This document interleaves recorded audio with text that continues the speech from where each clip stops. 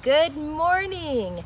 I'm Lindsay. This is Angel. Hi. I am a local artist and a realtor, and I am out here interviewing local people who are going to make a difference. So we're at Cafe Mercantile this morning, and I'm going to be asking Angel some questions about her campaign for mayor. So good morning. Good morning. Thank you for having me. Absolutely. Thanks for doing this. I'm really excited. Yeah. So Angel, what is your vision for Ogden? I got a laundry list, so but overall, I mean, I want to make sure that we preserve what we have and plan for what we need. As a planning commissioner, I see a lot of things that are happening development-wise and direction-wise that a lot of general public doesn't see unless they go to meetings and read boring minutes. Yeah. and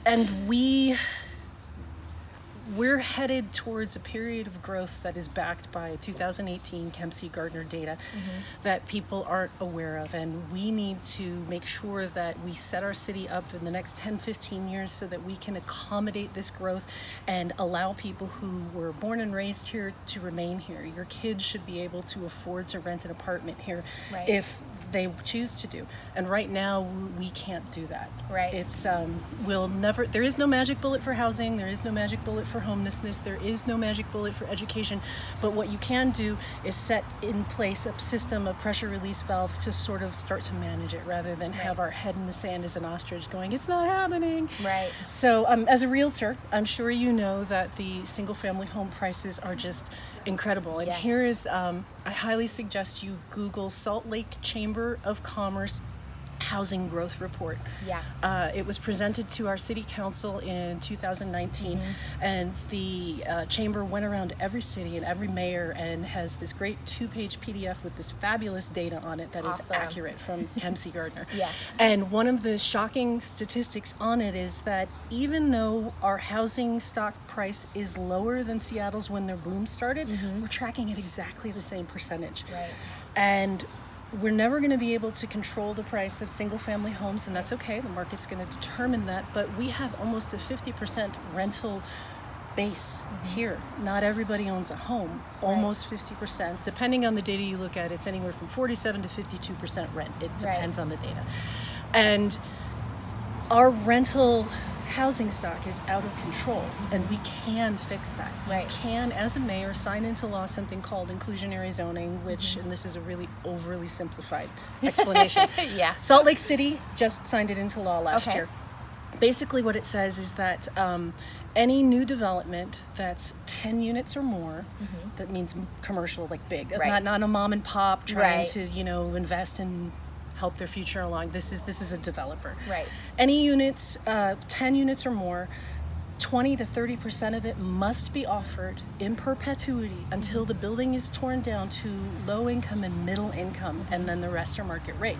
It doesn't cost the city anything to do, and developers are rewarded by a laundry list of things. They get higher density so that they can build more, so that they can kind of balance it out, and they also get something called LIHTC financing from the government, which is super low interest and tax credits there, and they have reduced parking requirements. It's basically, the federal government understands that we have a housing issue and that we need to take care of our workforce. We need to take care of our teachers, our students, our nurses, people who make, our median income is $43,000.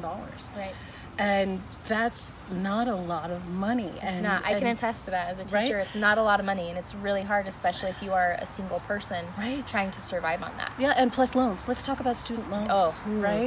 So world. HUD has a statistic that says if you pay more than 30% of your income towards rent or any or housing, you are at what's considered rent burdened, which means you're at risk for food scarcity, you're at risk for medical issues. I mean, it's going to be really hard to get ahead and save and plan for your future if you're spending more than 30%. And I know people that are spending almost 50% of their income to pay for their rent.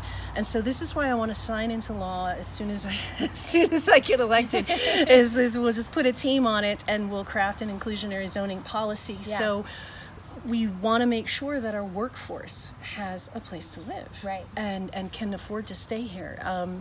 I talk to a lot of people, and it's something I'm going to post this photo on my Facebook page. I spoke with a barista, and I said, well, what do you want? Yeah. What if I could give you a magic wand and you could fix one thing in Ogden, what would you like to do? That's my favorite question. Yeah. And she didn't know. And I said, well, here's my card. Here's my number, my email. Call me, text me, email me. Let me know what it is that you need. Yeah. And she writes this letter, and she says, I don't know if this is something that a mayor can fix, but everything is so expensive. It's really hard to get by. And, she comes from a challenging background. She left home when she was 14, and she's been working and paying taxes ever since then. And, she lost a parent. And the long and the short of it is she said, I know what I want to do. I want to go to school. I want to be a vet. But how could I possibly do this when it costs so much to live? And so I responded, and the upside is this an upside to the story. I just said upside twice. Double the emphasis.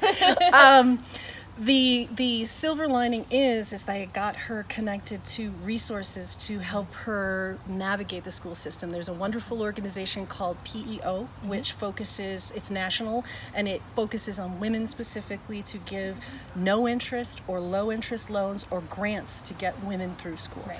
So I hooked her up with that, and then I also talked to Brad Mortensen, and he's like, okay, here's the person you talk to. This, we will help her navigate the system, because it's really overwhelming. Yeah. And so she's going to be okay, but the point of the matter is that she's spending almost half of her income on rent, and she has roommates, and how is she ever supposed to get ahead? And she won't take out a student loan because she's terrified. She could barely make it now. What's going to happen when she has a debt? Right. So it's stories like that really resonate with me, and I understand that we have got to do something. Right. We have to take care of our workforce, the people that work at Costco, the people that work at our coffee shops. I mean, $43,000 and below is not a lot of money. Right. And so we need to start making plans to include those people who've been a real part of our community so that they can stay here, that they can continue to thrive here. Yeah. So the second part of that question for me is because affordability is huge, especially affordable housing, right? Like you're talking about. So I think another part of it is wages. So how do you want to help businesses support their employees by raising wages? Is that something you're interested in doing? Absolutely. One of my big things is to, instead of doing all this business development, seeking companies that are out of state or out of this actual city and offering them all sorts of tax incremental financing, which takes money away from our schools, and giving them all sorts of, please move here, please bring your business here, and it only brings 30 or 50 jobs that pay $11 or less. That doesn't work for me. Right. I want to focus on people that are here. We have just over 18,000 businesses in Ogden. And stop and think, if we could reach out to those businesses and go, what do you need? What do you need? What do you need to grow by one, by two? What do you need to take your business to the next level? Is it a micro loan? Is it a low interest loan? Is it marketing support? How can we help you be a better business here in Ogden?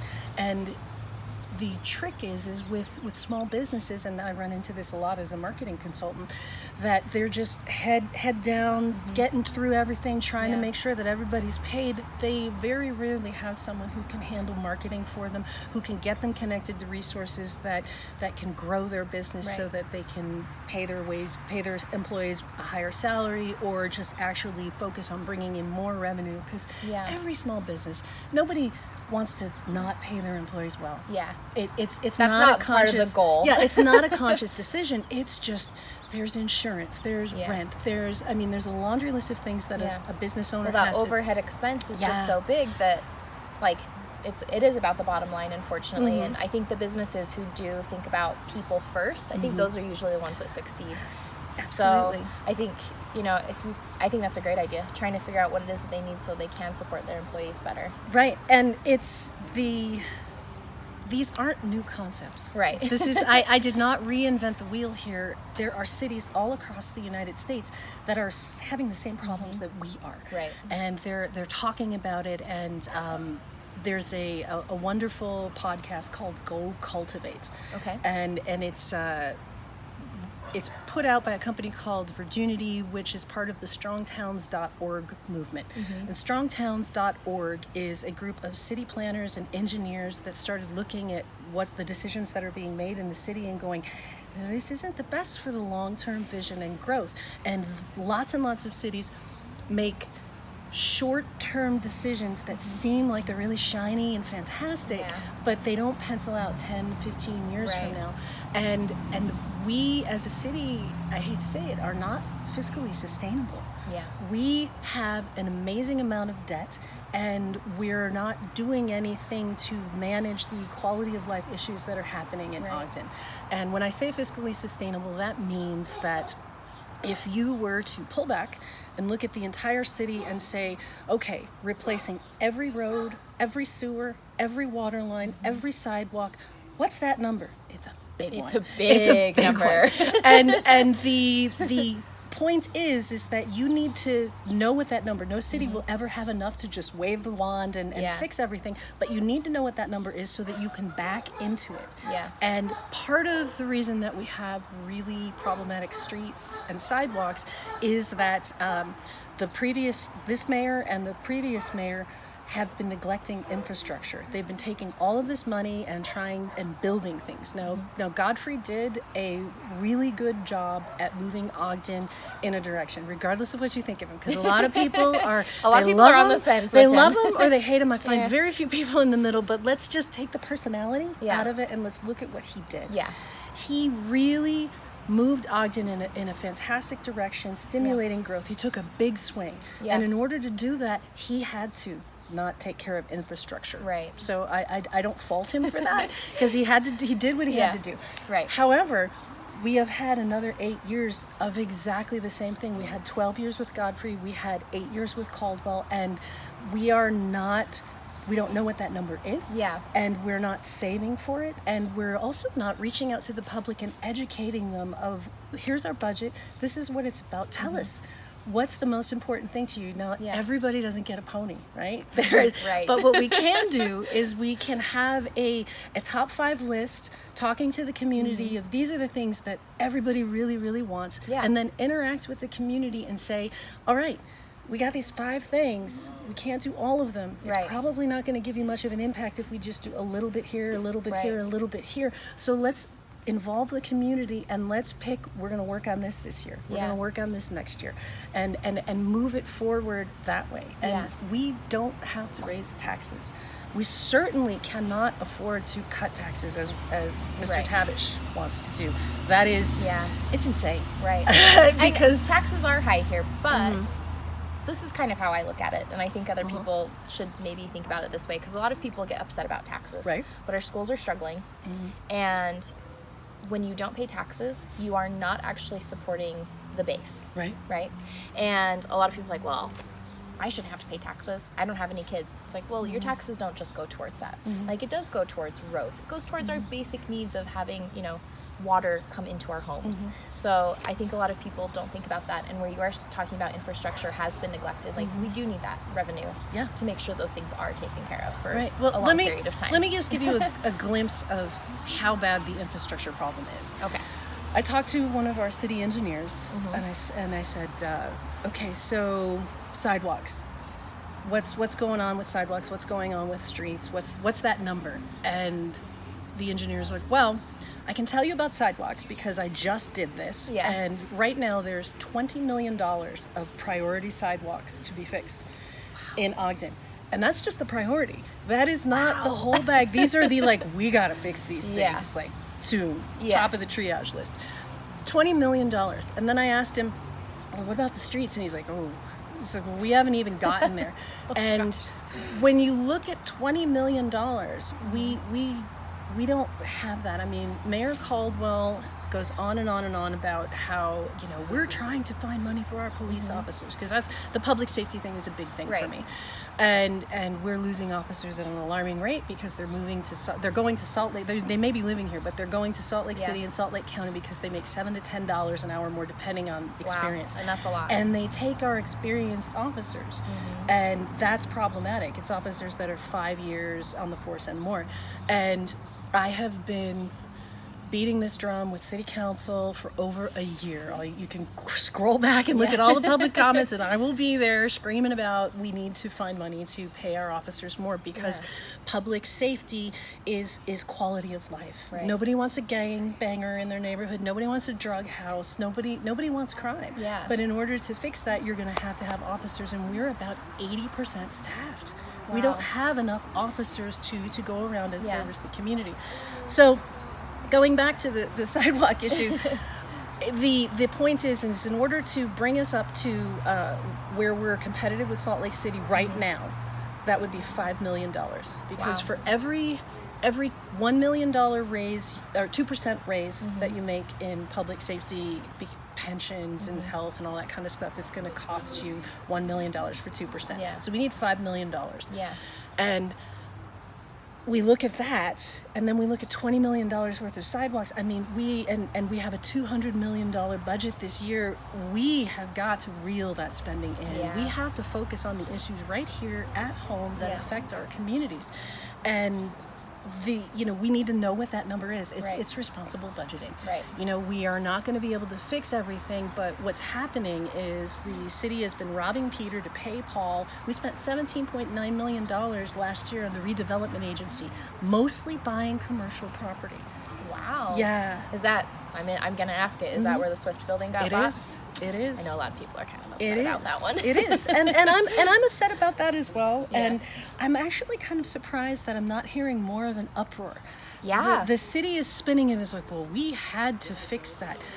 No, you didn't. Yeah. No, you didn't. You could have done what any other regular developer would have done. Once they got in and saw that there was waste there, they would have gone, you didn't properly disclose. This contract is null and void. Hello, EPA, here's what's happening. And then hire a biologist to test the river to find out if anything is leaking. Because if it is, that'll escalate the EPA's response immediately, because that's an active hazard to the community.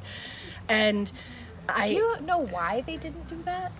I think a lot of people are kind of confused on they are spinning it that we decided that we had to clean this up because people have been sued by the EPA to take action for a very long time, and I'm not buying that. Yeah. I am not buying that at all. One of the things that now, granted, the city occasionally should buy property to help develop. Right. I'm not saying to do away with the redevelopment agency budget. I'm just saying we got to rein that puppy in. Yeah. And we should be focusing more on putting more money into own and Ogden programs. Yes.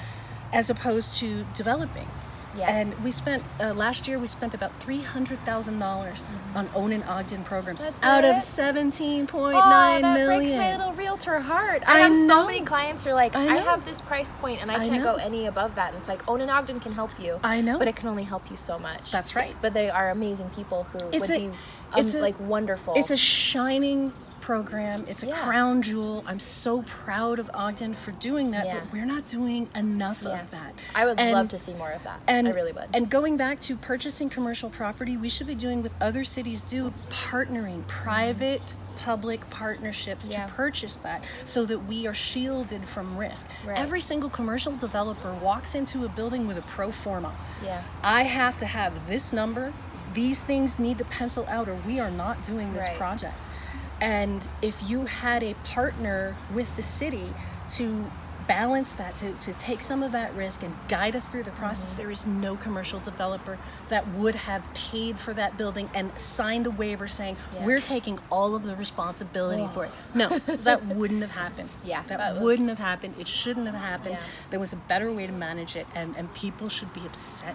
I mean, the city's acting like a cowboy with your tax dollars. Yeah, that is frustrating. It's extremely frustrating because I know a lot of people are like, oh, our taxes are high. I mean, one thing that I've noticed is that our utilities are also really high in Ogden. In most cities surrounding us, they're between $50 and $60 on average, right? And here we're between 80 and 90 on average. So I know that there's a surplus from utilities every year. Where is all that money going? It goes, the administration just shuffles it around.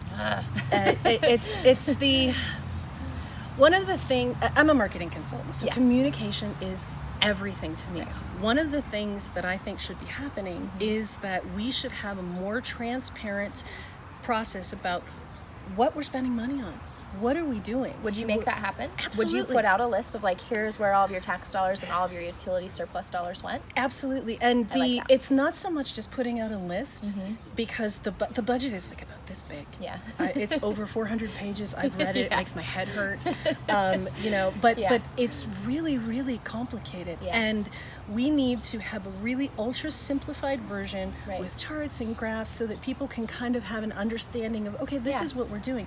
And one of the things that is not happening that I'm agog at, Caldwell hasn't had a town hall in 8 years.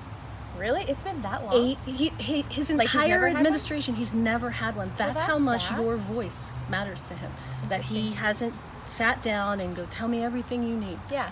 He isn't doing that. I pledged to hold quarterly town halls, and I'm going to have monthly report cards of this is what we did. This is what we're working on. This is what we're doing. Yeah, well, and I think so many people appreciate that transparency because they do want to know what's happening in their community, and they do want to know how they can get better involved with it too. Well, part of the problem is that we do not have a public information officer or a chief information officer, depending on what you want to call it. Yeah. I know cities that have 20,000 people that have public information officers. You need somebody who is managing negative press, telling positive press, being the cheerleader. Look at what we're doing. Isn't this awesome? And then the rest of the time is boots on the ground at every community event, at every social event, talking to people, finding out what's important to them, what they need, and then reporting back to the mayor. I am agog that we do not have that. That's really interesting. I did not know that. Yeah. Well, the current administration is just like, we're going to do what we're going to do, and we'll tell people about it when we're done. Interesting. And I can't. How can you possibly expect to have an engaged community if they don't know what's happening? And if a vibrant community has citizens that are engaged and invested in an outcome. Right. So that leads me into another question, because I am a professional artist and I do a lot of public work with the city and with businesses and things. Are you invested in making sure that there is an arts budget? Yes, and I have to make a caveat to that, that my fiance has been a public artist for over 20 years. He does large stainless steel sculptures, primarily metal sculptures for cities, states, municipalities, airports, zoos. He's been at it for a minute. Yeah. So I firsthand know the impact that art can have on a community, and it's so many levels. It can be a kids program that are just inspiring children to be creative and have a mentor and have their voices heard. And then there is how art affects people in the community when you walk by something and it gives you a moment of beauty or a moment of respite. And it doesn't have to be a painting, it doesn't have to be a sculpture, it can be performance. And art is transformative. And while we have a huge list of things that are really important that we have to start working on, I believe that we need to alter our current public art program. We need to do what other cities across America are doing, and that is linking our percentage, tying that to business development. About what time's all sort of running together? I think it's 4 weeks ago, maybe 6 weeks ago. If you look at the city council agenda, they did the public art program, and as much as I love the city council and I think they're on track and they have the public's best interest in need, I think they really missed the ball on this one. Most cities tie public art percentage to commercial development. Like if you have $100 billion worth of commercial development, 1% of that will go to the community for arts. The developers pay that fee. And what city council did is they unlinked that. And their thoughts were that, well, some years we have lots of development, some years we have no development, and we're going to change how that is so it's really, really stable. And that is not what we need to do. What we need to do is we need to commit to, as a city, no matter what, we're going to find $500,000 to support all of the arts things that we do.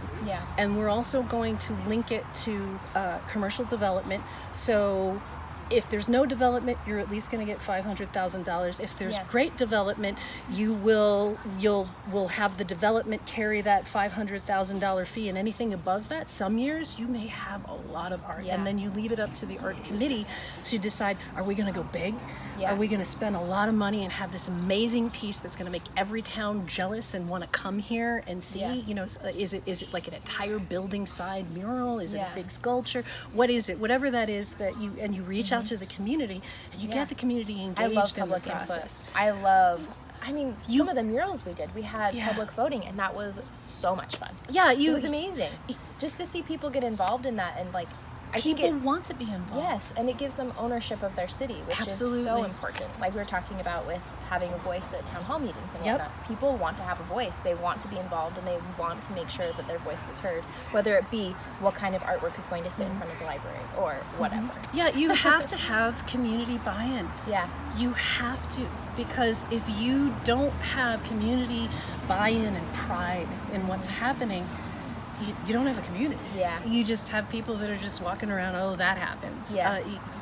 And people want to be engaged. I mean, I sit on the board at YCC and Roads to Independence, and as I've been talking to people throughout the campaign process, we have huge untapped assets in the community with leaders, with church leaders and social group leaders and nonprofit leaders that want to help and just need to be corralled and given a direction. This is what we're going to do. We're all coming together and we're going to target this thing. And as far as I'm concerned, that one thing is almost always children. Because we have over 30,000 people that live at or below poverty. That is $13,000 or below for an individual.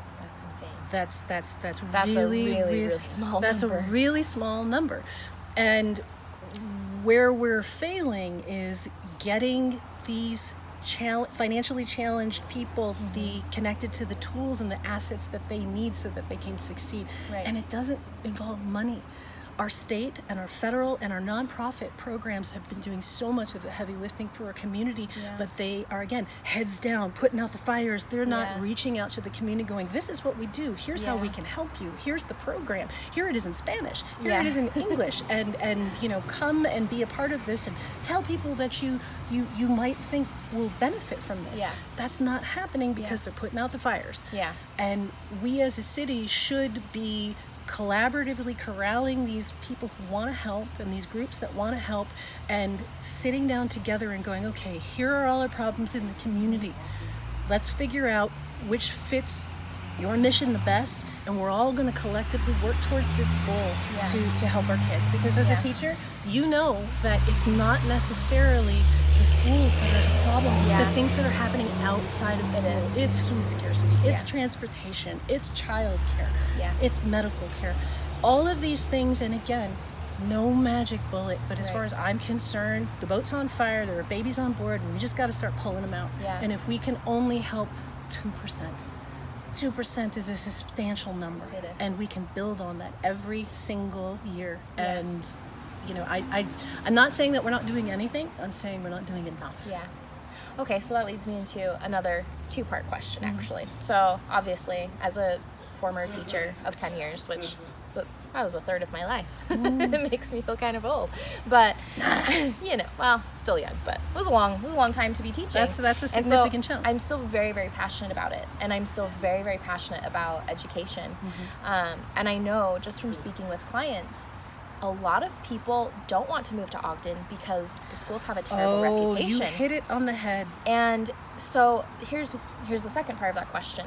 This is something that, you know, I've heard a little bit of buzz about, and I think it's a very interesting idea. A lot of people are interested in legalizing marijuana in Ogden City, so that Ogden City schools can have more money. What do you think of that? Well, we can't do anything about that. That's a state thing.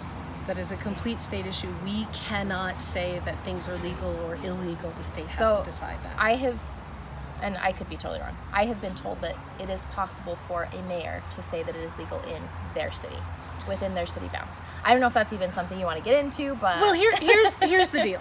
I am 100% supportive of medical marijuana, and I'm always willing to look at revenue streams. Yeah. If we can up our revenue stream to be able to do more for our citizens, I'm willing to look at it. Yeah. I'm willing to examine it, and I'm a data person. Yeah. I don't make big decisions unless there's been an MBA that's been hired to give me all the numbers so that you have all of the data. Yeah. So I'm saying that I'm open to it. Okay. I'm saying that I would need more information. Right.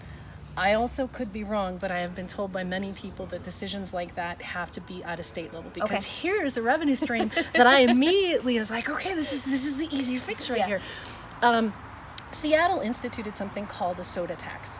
Oh, okay? yeah. And the first year that Seattle instituted a big tax. Yeah. Like, it hurt. Yeah. You know, whereas I'm thinking if we did something like that, you can do, well, let's just go back to the numbers. First year they did it, $17 million. Wow. And it's basically, it was something like 20 or 22 cents, which is big. Yeah. But here's the thing. When I'm very upset with the state looking at, well, let's raise the food tax. And I'm like, are you kidding? For kids who already can't eat, that's exactly. a huge issue. Gas tax and food tax affect everybody regardless of what income level that they're at. And the problem is that it disproportionately hurts people at middle and low income. Right. So if you're going to raise a tax, it needs to be a luxury item, something that you don't need to live. Right. I mean, if you tax food, you're taking bread off of people's tables. Yeah. You tax gas, you're taking bread off of people's tables because mom is working 2 jobs and has to have a car to drive to those 2 jobs. Yeah. So soda tax is something that nobody needs soda to live. Everybody likes it, and it's a good treat and all of that kind of stuff. But the long and the short of it is that you don't have to buy it to live. It is not sustenance. It is not food. It does not directly affect your transportation. Yeah. And I'm like, yeah, soda tax, this would be great. And then I ran some numbers, and I figured out that we could generate $5 million. It would be imperceptible at like a 1 cent. That's how much soda we sell? Yeah. And here's the other interesting part of it is that it doesn't, the business owners don't have to do the paperwork. It's happening at a distribution level. Oh, wow. So they may or may not pass it on to the consumer, but the long and the short of it is, as a small business owner doesn't have another paperwork hurdle to go over, another accounting issue. And I said, this is a brilliant idea. And other cities across the United States have done this. And I talked to our city attorney, and he goes, that's a state thing. Only the state can do that. The way Utah's laws are set up, cities may not do that. So that's why I'm saying that I find it unlikely that you can, decide that marijuana is going to be legal and we're going to tax it. I'm pretty sure it's a state issue. Okay. So I don't know enough about Utah law, so well, I am certainly not a lawyer, but I got into looking at it because I originally said, well, how do we fix this? How do we generate money that isn't going to hurt middle and low income? Right. And it's certainly not property tax. It's certainly not gas tax. It's certainly not a food tax. And gas and food are states. Yeah. And Utah's very different. Other cities can do that. Interesting. So that's really interesting. There you have it. So the overall summary is I'm open to considering it. I need more data, and I will make decisions based on community input as well, because the last thing you want to do is to enact something that you don't have buy-in on. Exactly. Right? Yeah. Let's see. I'm just going to consult my list here for a second. Man, you've gone over a lot of stuff already, and I love it. So here is one thing that I have noticed. As a homeowner, it is very, very difficult and very expensive to get permits to work on your home. Yep. And I know it's all about revenue, but where housing is already I hear you. becoming out of reach for a lot of people, they go look at that house that's $140,000, which is still a lot of money. It is. But they walk in, they're like, oh, I'm gonna have to pay the city so much money to do any improvements to this house. I just feel like that's such a barrier for so many people, so they're not doing things up to code. And it's not that they don't want to do it up to code, it's that they can't afford it. So is that something that you feel needs to be changed? I have an answer. Yay! I think about this stuff all the time. Yeah. And as a planning commissioner, this isn't new information to me, right? I would like to explore income-based sliding. Whoa. That was exciting. Child over there having fun. Yay. I would like to explore sliding scale based on income, permits, and fees, because not just for individuals but also for businesses, because right now certain fees and permits for businesses are exactly the same for a mom and pop as they are for a 200, 300 person corporation. Yeah. And I don't think that's right. Right. I think we need to have an equitable system. I'm not saying all things, but let's take a look at the ones that tend to be the most expensive. Yeah. And let's examine, data. Yeah. How many did we do? Yeah. And let's talk to those people and let's find out how big those corporations were, and let's talk to those individuals and find out where their income lies, and if and base the fee off of a sliding income scale, because the last thing you want to do is, if someone has been saving and just bought a home and they're barely making it, they have children and there are all sorts of expenses associated with children, and they want to improve their house, and they got this house on a deal because it was kind of not so good, but they got in because they got to get in. You need to be able to figure out a way to allow them to beautify their home and invest in their neighborhood. Right. Well, and the permits are required for things that are so simple, like replacing a toilet, or just really, really basic things that it's like it just costs so much, where people I'm just not going to tell the city I'm doing it. I hear you, and that makes can't blame them at all. I don't blame them at all, but that's dangerous. It is dangerous, and we should not have a punitive system. We should be able to also allow people to make payments on things like that. So it's attainable. And we aren't running a risk, because if you sign a document that says, I'm going to pay these things and I'm going to pay X amount a month, and if you don't pay them, guess what? There's a lien on your home. So the city, and nobody wants that. Right. And I believe people want to do the right thing. They We just do. have to give them the tools and allow them to succeed. Right. And I think that's, that goes to so many aspects of being human, right? Like we all want to do the right thing, but so many barriers are put in our way where it's like we just feel that we can't. And I feel like that's, that is a huge obstacle. But speaking of obstacles, I have to ask you about this. Okay. You are a woman. Yes, ma'am. And you are a person of color. I am. How do you feel about running for mayor in Ogden? Is it challenging?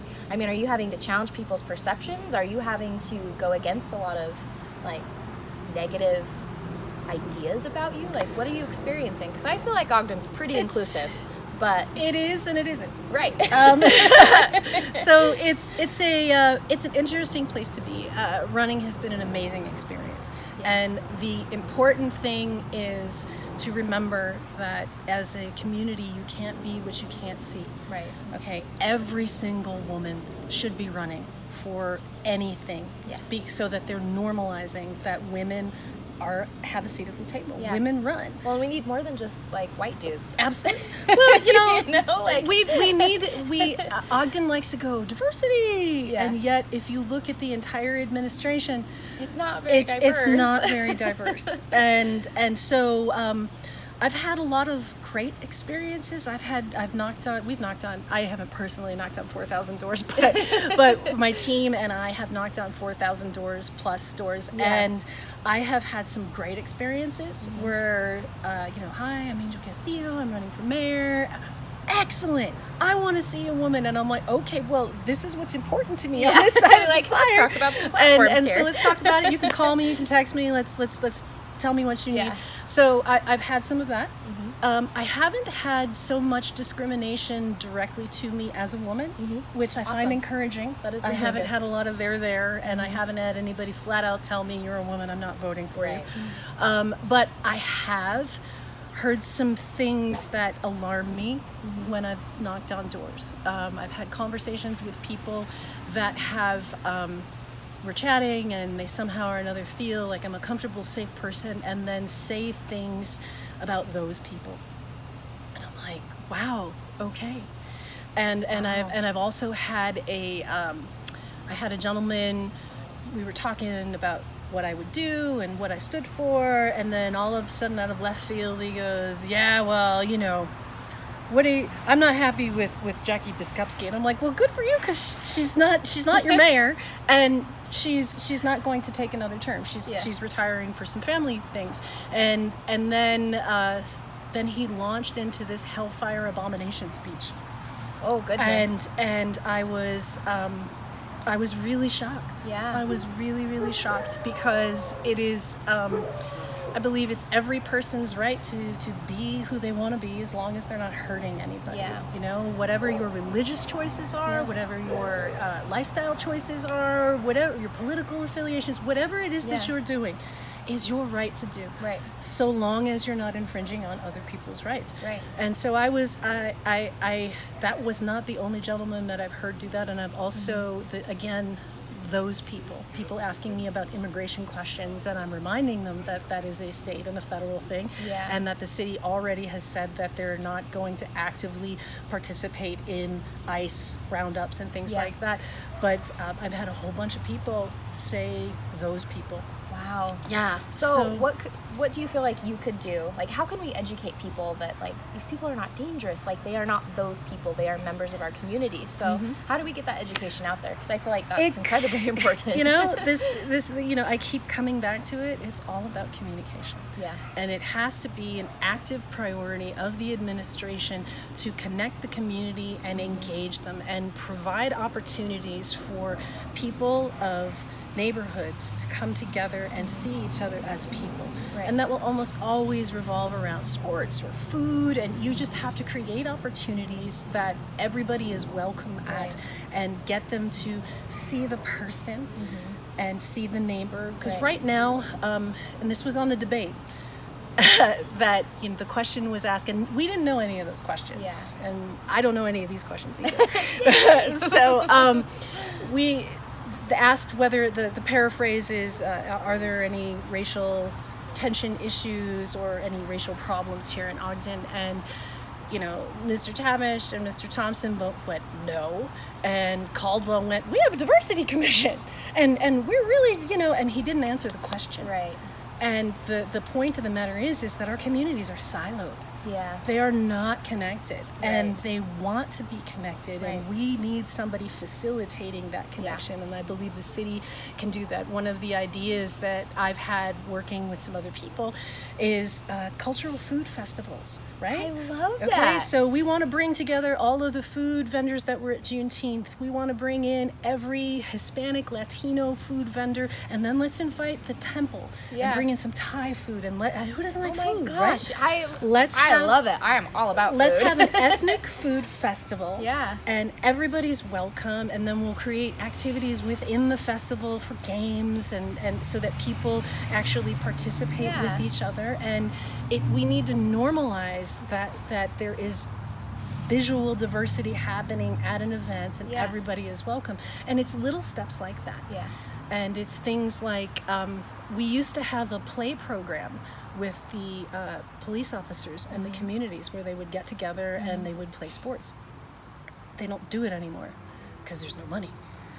And I pull back and I look at the budget, and I realize that we can make minimal investments, tapping into our community leaders providing space, neighbors providing food, and let's make sure that we have hours available for our officers to go into the communities and play with the kids, so that there's a trust that's developed, because communities want to see officers. They need to be connected, and if we're not facilitating those connections, we're gonna have some problems. And the at Black Lives Matter, there were, just for clarity, there were a lot of brown people that are a part of Black Lives Matters, because it's not just black, it's anybody of color that feels as if they are at risk, and that there's bias, and that they need to be treated equitably. Right. And when I sat and I talked to those people, I led with, we need to pay our police officers more money. Hear me out. Yeah. And that was a pretty, I don't pander. I say exactly the same thing to whatever group. And what I did when I talk to Black Lives Matter that this is why we need experienced officers. This is why they need more money so that we can put foot patrols in your neighborhood. Because right now we don't have enough officers on staff to assign foot patrols. And I go to Coffee with a Cop all the time, and they're like, well, we do. We roll down the window and we ask people, how you doing? Come on. If you're walking on a sidewalk and a cruiser comes up to you and rolls down the window and goes, hey, what's going on? You're gonna go, what's your response? Oh, crap. It's like, oh my goodness, am I okay? Have I done something? Yeah. Is something going to go wrong? Yeah. And that's no fault of the officers. No. They have to be in the car because they have to have so much coverage. Right. And we don't have enough staff to allow them to walk a beat and have a face-to-face experience. And more importantly, schedule a group of officers. This is your community. Yeah. You will see at any given time one of these 10 officers. Yeah. And you'll know their names, and you'll have their cell numbers, and that's how we lower crime, by getting the community invested, by calling Officer Bob or texting him, going, "Hey, there's some things going on in this corner house. Here are the license plate numbers. Here are a couple of photos of the people. You should check this out." Because it's all about building relationships. Exactly, and that's what that's the bottom line in almost everything, right? Is you just have to build those relationships. Yep. Absolutely. So I like that a lot, actually. Okay, and I'm gonna ask the final question. It's actually kind of a two-part question also. Okay. So the first one is, I know a lot of people are pretty happy with what Mayor Caldwell has done. So he's not a bad mayor. No. He's a really nice person. He's well-spoken, and other than the Swift building, he hasn't done horrible things. Yeah. But his main focus has to do with business development, and my focus is local, smaller, local here people, as opposed to businesses. Right. And so that's the difference. It's not that he is a bad mayor. Right. It's just that he has a different priority than I do. My focus is communication, connection, transparency, people. Okay. And Caldwell's is business. Yeah. Okay, well, you answered my question, because I was going to say, what are, if you had to summarize it, the most important things to you? And I think you did. Yeah. So if it's about local businesses and people, I think that's a really good focus. Education, public safety. Yeah. Awesome. Connection, transparency, and connection. Fantastic. Well, thank you so much. Yeah. I really appreciate you talking to me. It Absolutely. was very educational, because I don't know enough about what everyone's platforms are, so I really wanted to kind of dig in and really understand what you are standing for. I really like it. Much. So thank you, Angel. I love it. Awesome. Thank you. Bye. Bye.